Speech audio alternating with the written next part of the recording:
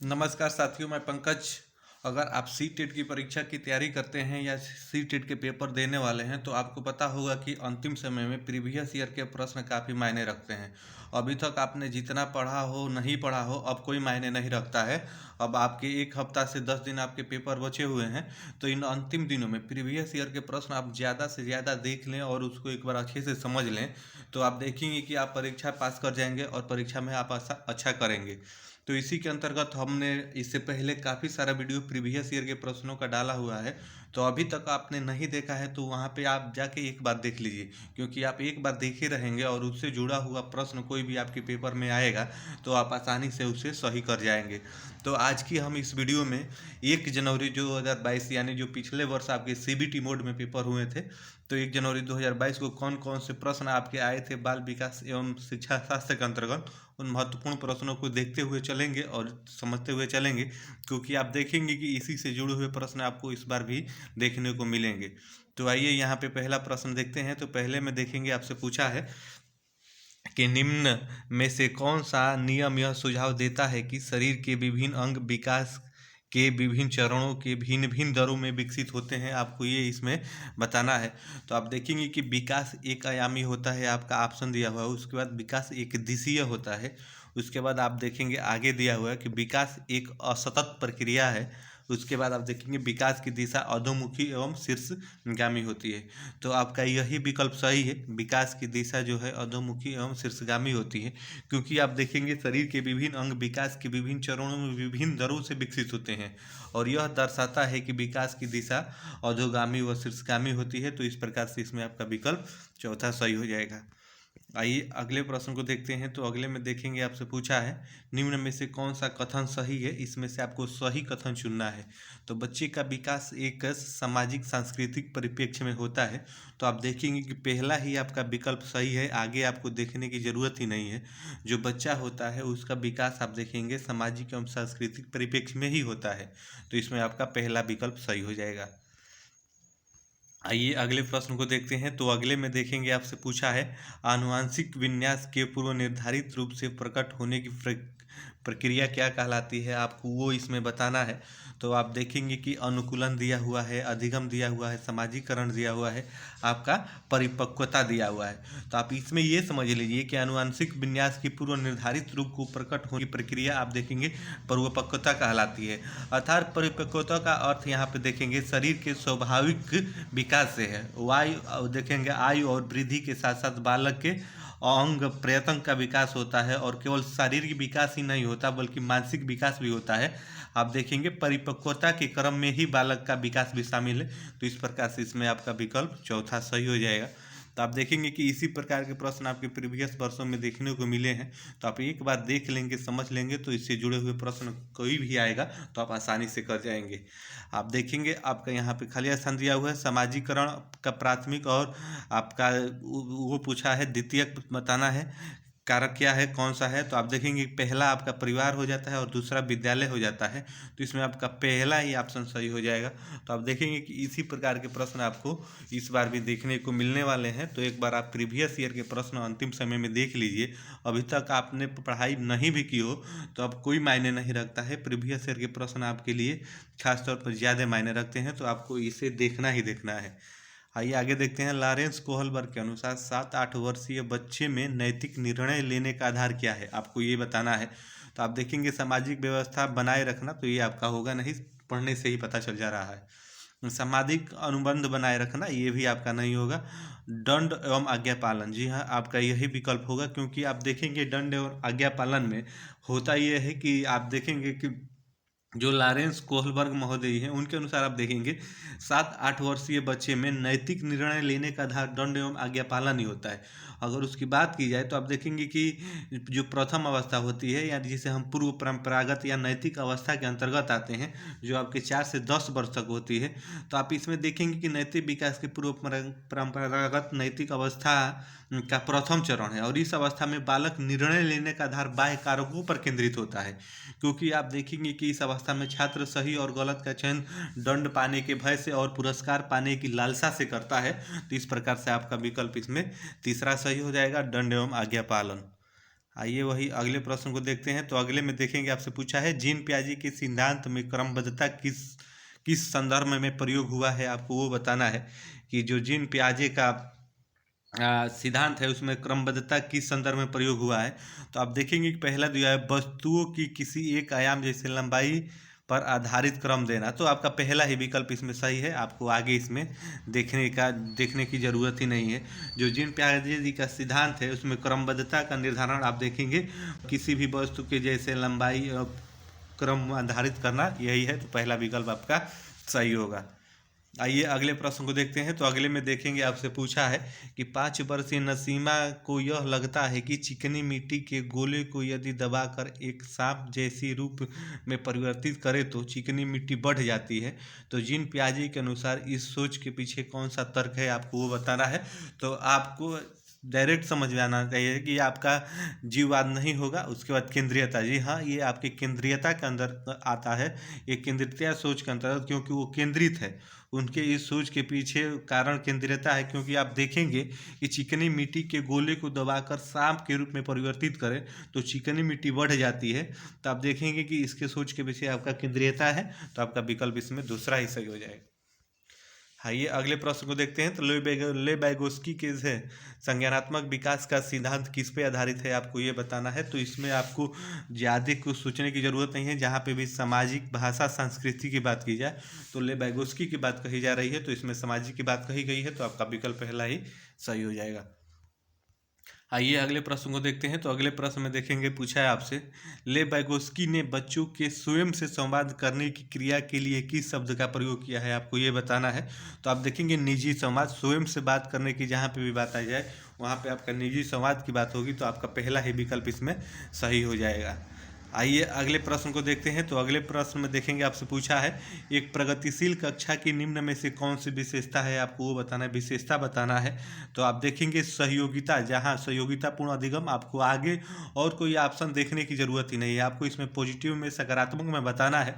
तो जहाँ पे भी सहयोगिता की बात की जाएगी, सहयोगी की बात की जाएगी, तो आपका देखेंगे ऑप्शन आपका पॉजिटिव होगा, सकारात्मक होगा। तो इसमें वही विशेषता पूछा है। तो आपका विकल्प तीसरा सही हो जाएगा।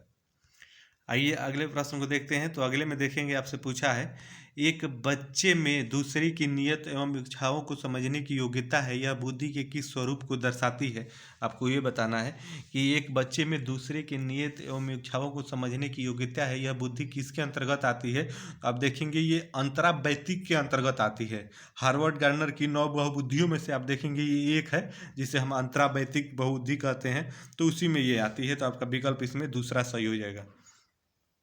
आइए अगले प्रश्न को देखते हैं। तो अगले प्रश्न में देखेंगे राष्ट्रीय शिक्षा नीति। जी हाँ, आप देखेंगे ये एक ऐसा टॉपिक है जहाँ से आपके प्रश्न हर शिफ्टों में देखने को मिलेंगे। तो राष्ट्रीय शिक्षा नीति 2020 पर हमने सेपरेट वीडियो अपने चैनल पे डाला हुआ है, तो आप वहाँ पे सर्च करके जाके एक बार देख लीजिए, आपके लिए काफ़ी फायदेमंद होगा। तो आइए देखते हैं इसमें क्या पूछा है। राष्ट्रीय शिक्षा नीति 2020 में निम्न में से कौन सा कथन प्रस्तावित है, आपको वो बताना है कि इसमें से कौन सा कथन प्रस्तावित है। आप देखेंगे अपनी मातृभाषा में शिक्षित होना शैक्षिक एवं प्रौद्योगिकी उन्नति का बाधक है, ये आपका गलत है, ये नहीं है। कहा गया उसमें विद्यालय को बच्चों को अंग्रेजी भाषा की प्रथम भाषा के रूप, अंग्रेजी भाषा प्रथम भाषा बात कीजिए, आगे पढ़ने की जरूरत नहीं। बाल विद्यार्थियों के लिए बहुभाषिकता होने का उच्च संज्ञानात्मक लाभ है। तो यही आपका कहा गया है आपके राष्ट्रीय शिक्षा नीति 2020 में। तो अर्थात आपका विकल्प तीसरा इसमें सही हो जाएगा। आइए अगले प्रश्न को देखते हैं। तो अगले में पूछा है जेंडर भूमिकाएं हैं, आपको बताना है कि जो जेंडर की भूमिकाएं हैं वो क्या है। तो आपका पहला ही दिया हुआ है अधिग्रहित व्यवहार। तो आपका अधिग्रहित व्यवहार ही होगा। तो यही आपका इसमें सही हो जाएगा। आइए अगले प्रश्न को देखते हैं।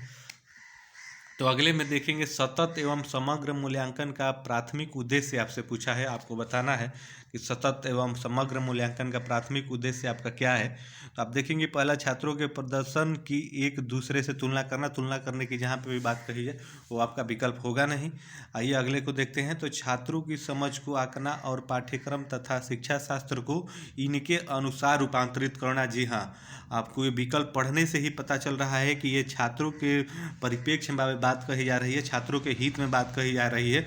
और एक बात और हमने पहले ही आपको ट्रिक बताया हुआ है कि जिस भी प्रश्न में आपको समझ में ना आए कि किसका आंसर का होगा, तो जो आपको सबसे बड़ा दिखे अगर आप उसे भी लगा देंगे तो आप देखेंगे कि आपके जो सही होने के चांस ज़्यादा रहते हैं। तो इसमें आपका विकल्प यही सही हो जाएगा। तो इस प्रकार से इसमें दूसरा सही है। आइए अगले प्रश्न को देखते हैं। तो अगले में देखेंगे आपसे यहाँ पे पूछा है, आप देखेंगे कि इस प्रकार से भी आपके प्रश्न आते हैं पेपर में। तो आपको ये इसमें बताना है। आप देखेंगे अपनी कक्षा में आपको इसमें बताना है कि अपनी कक्षा के लिए मूल्यांकन पद्धति तय करने से पहले एक शिक्षक को किन किन बातों पर विचार करना चाहिए। आपको यही इसमें बताना है कि किन किन बातों पर आपको विचार इसमें करना है।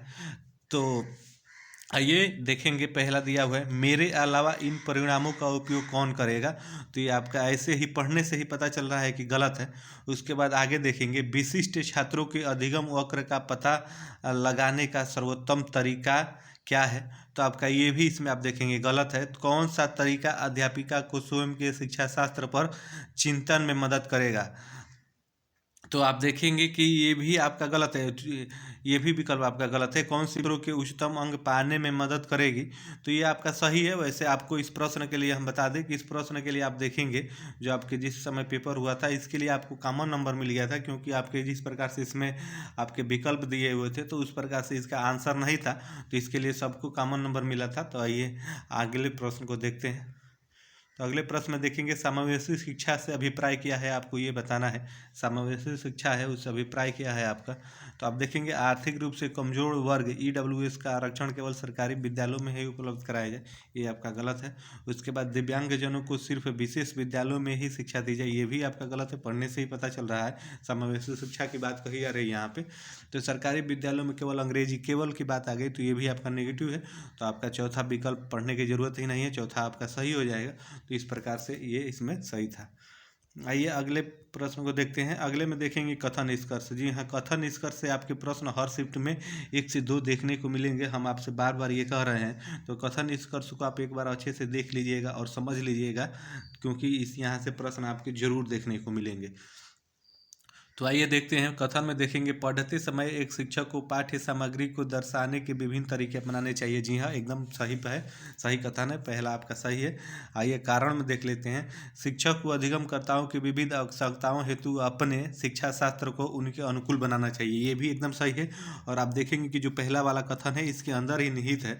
अगर पहला वाला नहीं भी रहे और दूसरा वाला रहेगा तो इसी में आ जाएगा। तो इसी प्रकार से आप देखेंगे कि ये और दोनों सही है। आर जो है आपकी सही व्याख्या करता है एक। तो इस प्रकार से इसमें पहला ही आपका विकल्प सही हो जाएगा। आइए अगले प्रश्न को देखते हैं। तो अगले में देखेंगे, आपसे पूछा है कि एक बच्ची लिखाई में निरंतर कठिनाई का सामना करती है। उसे अक्षर बनाने और शब्दों के बीच अंतराल करने में चुनौती महसूस होती है। यह लक्षण किस अधिगम विकार की ओर इशारा करता है। आपको यह बताना है कि एक बच्ची है जो लिखाई में निरंतर कठिनाई का सामना करती है और अक्षर और शब्दों के बीच अंतराल करने में चुनौती महसूस कर रही है। तो यह लक्षण किस अधिगम विकार की ओर आपका इशारा करता है। तो आप देखेंगे कि आलेख वैकल्य है ये, क्योंकि लिखने में उसे कठिनाई हो रही है। तो आप इसका मतलब कि ये आलेख वैकल्य के अंतर्गत आएगा। तो अर्थात विकल्प आपका दूसरा सही हो जाएगा। आइए अगले प्रश्न को देखते हैं। तो अगले में देखेंगे, आपसे पूछा है कि विद्यार्थियों के व्यक्तिगत भिन्नताओं को पूरा करने के लिए एक शिक्षक को क्या करना चाहिए। आपको वो बताना है। मानवीकृत की जहाँ पे भी बात आ जाए आगे आपको पढ़ने की जरूरत नहीं है, विकल्प को आप ऐसे ही काट देंगे। आइए आगे देखते हैं। शिक्षा शास्त्रीय उपागमों को मूल्यांकन के विविध साधनों का उपयोग करना चाहिए। जहाँ पे भी विविध साधन की बात कही जाए तो आपका पॉजिटिव होता है, सकारात्मक होता है, वही आपका विकल्प सही होता है। तो आगे आपको देखने की जरूरत नहीं है, दूसरा विकल्प इसमें आपका सही है। आइए अगले प्रश्न को देखते हैं। तो अगले में देखेंगे, आपसे पूछा है निम्न में से कौन सा सृजनात्मकता का अनिवार्य लक्षण है। आपको ये बताना है कि कौन सा सृजनात्मकता का अनिवार्य लक्षण है। तो अब सारी चिंतन जिसमें एक प्रश्न के आप देखेंगे कई जवाब होते हैं, यही आपका सृजनात्मकता का लक्षण होता है। तो पहला ही विकल्प आपका सही हो जाता है। आइए अगले प्रश्न को देखते हैं। तो अगले में देखेंगे, आपसे पूछा है, इस प्रकार के प्रश्न भी आपको पेपर में बार बार देखने को मिलेंगे। तो ऐसे प्रश्नों को आपको एक बार अच्छे से करना ही करना है। तो आइए इसमें देखते हैं, बच्चों के संज्ञान संरचना और अर्थ निकालने प्रकार निकालते हैं, किस प्रकार निकालते हैं? सक्रिय अन्वेषण द्वारा, तो ये आपका सही है। खेल द्वारा, ये भी सही है। पदार्थों पर क्रिया और प्रयोग द्वारा, प्रयोग की जहाँ पे भी बात की जाए सकारात्मक होगा, ये भी सही है। सहपाठियों और वयस्कों संग सहभागिता द्वारा, ये भी आपका सही है। तो जिसमें आपके चारों विकल्प दिए रहेंगे तो वो आपका सही हो जाएगा। तो आप देखेंगे चौथा में दिया है, तो आपका चौथा विकल्प इसमें सही हो जाएगा। आइए अगले प्रश्न को देखते हैं। तो अगले प्रश्न में देखेंगे, आपसे पूछा है कि एक अध्यापिका बच्चों को फ़ोन नंबर रटने के लिए फ़ोन नंबर के 10 अंकों को 3 से 4 अंकों के समूह में बांटकर याद कराती है, सुझाती है। तो अध्यापिका द्वारा सुझाई यह रणनीति क्या कहलाएगी? आपको यही बताना है। वो किस रणनीति के तहत आपका आएगा? तो आप देखेंगे कि खंडीकरण के अंतर्गत आएगा, क्योंकि कोई भी नंबर होता है उसे खंड में करके सुझाती है। तो इस प्रकार से ये खंडीकरण के अंतर्गत आ जाएगा। तो इसमें पहला विकल्प आपका सही हो जाएगा। आइए अगले प्रश्न को देखते हैं। तो अगले में देखेंगे, आपसे पूछा है कि निम्न में से अधिगम की कौन सी दशा पर विद्यालयों में सबसे अधिक बल देना चाहिए? आपका विद्यालय में बात की जा रही है, किस पे सबसे अधिक बल देना चाहिए? तो आप देखेंगे कि परिवेश से सहभागिता द्वारा कौशल और ज्ञान का अर्जन करने वाला ऑप्शन ही आपका सही होगा। परिवेश में सहभागिता की जहाँ पे भी बात की जाए, आप देखेंगे कि वो पॉजिटिव होता है, तो आपका पॉजिटिव ही इसमें चुनना है। तो आपका पहला ही विकल्प इसमें सही हो जाएगा। आइए अगले प्रश्न को देखते हैं। तो अगले में देखेंगे, यहाँ पे आपसे पूछा है कि निम्न में से कौन सा युग्म सामाजिक संरचनात्मक उपागम के अनुसार छात्रों के पढ़ाने को सुसाध्य करता है? आपको यही बताना है। निम्न में से कौन सा युग्म सामाजिक संरचना उपागम के अनुसार छात्रों को पढ़ाने में आप देखेंगे कि सुसाध्य करता है, आपको वही बताना है। तो आप देखेंगे कि पहला आपका दिया हुआ है कि सलमा विद्यार्थियों को नए शब्द सिखाने के लिए फ्लैश कार्ड का उपयोग करती है और उन्हें सही उत्तरों के लिए उन्हें टॉफ़ी देकर पुरस्कृत करती है। ऐसा आप नहीं करेंगे, आपको तो उसको पुरस्कृत नहीं करना है जवाब के लिए। तो इसमें आप देखेंगे कि आपका पहला विकल्प गलत हो जाएगा। आइए दूसरे में देखते हैं। परामति विधि प्रकार के पुस्तकों, विविध प्रकार के पुस्तकों और विद्यार्थियों को पढ़ने के लिए देती है। जो विद्यार्थी एक विशिष्ट पुस्तक पढ़ते हैं उन्हें नियमित रूप से पुस्तक पर परिचर्चा करने के लिए कहती है। तो ये आपका ये विकल्प सही है। आइए आगे देखते हैं। अरुंधति नए शब्दों का अर्थ समझने के लिए संदर्भ संबंधित संकेतों का इस्तेमाल करती है। इसमें ये भी विकल्प सही है। आगे देखेंगे, रेखा अपने विद्यार्थियों को उन शब्दों को 5 बार, तो जहाँ पे भी कई बार की बात आ जाए वो नेगेटिव होगा। तो इसमें दूसरा और आपका तीसरा सही है। तो जिस विकल्प में दिया होगा वो सही है। तो आप देखेंगे तीसरा में दिया हुआ है, तो ये आपका सही हो जाएगा। इसी प्रकार से प्रश्न आपके देखेंगे बनते हैं सीटेट में, और आप देखेंगे कि यहीं से प्रश्न आपको इस बार भी देखने को मिलने वाले हैं। तो आप एक बार वीडियो को जरूर अच्छे से देख लीजिएगा। आइए इस प्रश्न को देखते हैं। एक शिक्षक होने के नाते आप अपने छात्रों में समस्या समाधान क्षमताओं को किस प्रकार सुसाध्य करेंगे, आपको वो बताना है इसमें। तो आप देखेंगे कि आपके ऑप्शन दिए हुए हैं। अपने विद्यार्थियों में डर की भावना पैदा करेंगे, नहीं, ये ऐसे ही काट देंगे पढ़ते ही। समस्याओं को हल हेतु अटल तरीके का प्रयोग आपको नहीं करना है। समरूपकों के इस्तेमाल को बढ़ावा देकर, जी हाँ, आप देखेंगे पॉजिटिव है, पढ़ने से ही पता चल रहा है। तो समरूपके के इस्तेमाल को बढ़ावा देकर ही आप उसे सुसाध्य करेंगे। तो इसमें आपका विकल्प तीसरा सही हो जाएगा। आइए अगले प्रश्न को देखते हैं। तो अगले में देखेंगे, आपसे पूछा है कि निम्नलिखित में से कौन सा सार्थक अधिगम को सुसाध्य करेगा, आपको ये बताना है। तो आप देखेंगे कि आपके ऑप्शन दिए हुए कक्षा के संदर्भ रहित अधिगम की जहाँ पे भी बात की जाए वो आपका विकल्प नहीं होगा, गलत होगा, नेगेटिव होगा। एक समस्या पर विविध तरीके से विचार करने के लिए प्रोत्साहित करना, तो आपको पढ़ने से ही ये समझ में आ जा रहा है, सही लग रहा है पॉजिटिव रूप में, तो आपका यही सकारात्मक वाक्य है और आपका विकल्प सकारात्मक में ही पूछा है। तो आपका विकल्प दूसरा इसमें सही हो जाएगा। आइए अगले प्रश्न को देखते हैं। तो अगले में देखेंगे, आपसे पूछा है अगर विद्यार्थी अपने कार्य की सफलता को आंतरिक कारकों पर आरोपित करते हैं तो उसमें कौन सी भावना उत्पन्न होगी, आपको ये बताना है। अगर विद्यार्थी अपने कार्य की सफलता को आंतरिक कारकों पर आरोपित करते हैं तो उसमें कौन सी भावना उत्पन्न होगी, आपको वो बताना है। तो यहाँ पे आप देखेंगे डायरेक्ट आपको आंसर पे ही ध्यान जाना चाहिए। तो आपका शर्म होगा नहीं, गुस्सा होगा नहीं, उत्कंठा होगा नहीं, तो एक ही बचा गर्व, तो आपका गर्व इसमें सही हो जाएगा। आइए अगले प्रश्न को देखते हैं। तो अगले में देखेंगे, आपसे पूछा है शिक्षा के प्राथमिक स्तर पर बहुत संवेदनीय उपागम के इस्तेमाल को प्रोत्साहित करना चाहिए, क्योंकि आपको ये बताना है। तो आप देखेंगे आपके ऑप्शन दिए हुए हैं, यह अधिगम को और अधिक प्रभावशाली बनाता है। तो आपको आगे देखने की ज़रूरत ही नहीं है, यही सबसे तगड़ा पॉजिटिव है। तो आपका पहला ही विकल्प इसमें सही हो जाएगा। आइए आगे देखते हैं प्रश्न को। तो अगले प्रश्न में देखेंगे, आपसे पूछा है बच्चे अक्सर विभिन्न संकल्पनाओं के बारे में वैकल्पिक संकल्पनाएं एवं भ्रांतियां गठित कर लेते हैं। इस संदर्भ में निम्न में से कौन सा कथन सही नहीं है, अर्थात आपको नेगेटिव में बताना है कि बच्चे अक्सर विभिन्न संकल्पनाओं के बारे में वैकल्पिक संकल्पना और भ्रांतियां गठित कर लेते हैं। इन संदर्भ में कौन सा कथन नहीं है, अर्थात गलत है, आपको वही बताना है। तो आप देखेंगे विकल्प दिए हुए हैं, एक अध्यापिका को बच्चों द्वारा गठित वैकल्पिक संकल्पनाओं और भ्रांतियों को सख्त रूप से हतोत्साहित करना चाहिए। तो आप देखेंगे कि नहीं में पूछा हुआ है, तो हतोत्साहित यहाँ पे आ गया। तो आपका पहला ही विकल्प इसमें सही हो जाएगा, आगे आपको देखने की जरूरत ही नहीं है। आइए अंतिम प्रश्न, तीसरे प्रश्न को देख लेते हैं। तो इसमें आप देखेंगे, आपसे पूछा है कि निम्न में से अधिगम का कौन सा परिक्षेप यह कहता है कि ठोस प्रलोभनों और पुरस्कारों द्वारा विद्यार्थी को सीखने के लिए अभिप्रेरित किया जा सकता है। आपको ये इसमें बताना है कि निम्न में से कौन सा अधिगम आपको, आप देखेंगे निम्न में से कौन सा अधिगम परिक्षेप यह कहता है कि ठोस प्रलोभनों और पुरस्कारों द्वारा विद्यार्थियों को सीखने के लिए अभिप्रेरित किया जा सकता है। तो आपका मानववादी नहीं होता, व्यवहारवादी, व्यवहारात्मक के अंतर्गत आप उन्हें पुरस्कारों और विद्यार्थियों को सीखने के लिए अभिप्रेरित कर सकते हैं। तो आप देखेंगे कि इस प्रकार से ये पेपर था जो आपका 1 जनवरी 2022 को पेपर आया था पिछले वर्ष, यानी पहली बार जब CBT मोड में हुआ था। तो इसी प्रकार से आपके प्रश्न बनते हैं CDP के अंतर्गत। तो आप प्रीवियस ईयर के प्रश्न अंतिम समय में एक बार अच्छे से देख और समझ लेते हैं, तो अभी तक आपकी तैयारी नहीं भी रहेगी तो आप परीक्षा में अच्छा करेंगे और क्लियर कर जाएंगे। तो कैसी लगी वीडियो आप कमेंट करके ज़रूर बताइएगा। फिर मिलते हैं आपसे नेक्स्ट वीडियो में, तब तक के लिए आप सभी को जय हिंद, धन्यवाद।